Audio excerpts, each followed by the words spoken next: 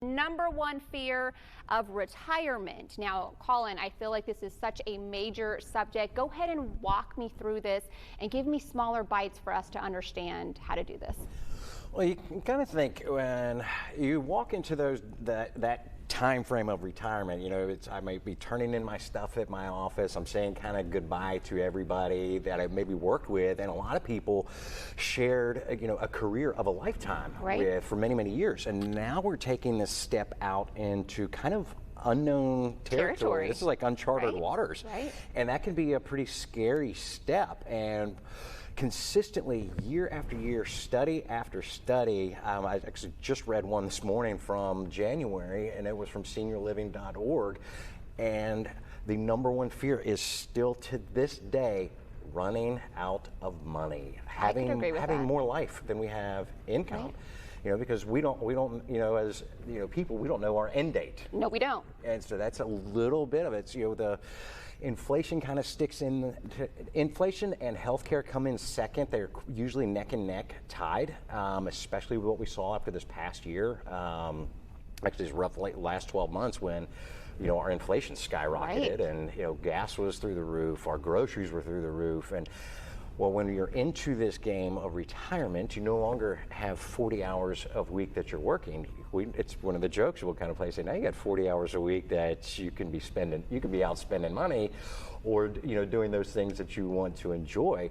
But it still sits in the back of retirees' minds going, do I have enough? Absolutely. Did I save enough? What do I need to be concerned with? How do I need to budget and pay attention to? And when we start paying attention and looking at those things, how do we avoid running out of money, though, at that point? Like you were talking about inflation and how that's, come into a factor for many individuals who we actually see retiring and then coming back into the workforce because they can't, afford to retire. Some can't.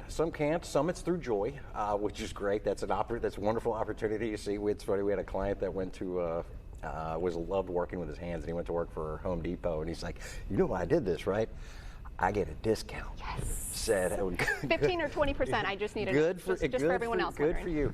But one of the big key strategies is really having a written income plan that truly maps out, hey, here's what we have in good years, here's what bad years. Are we going to factor inflation? Are we going to see a tax increase?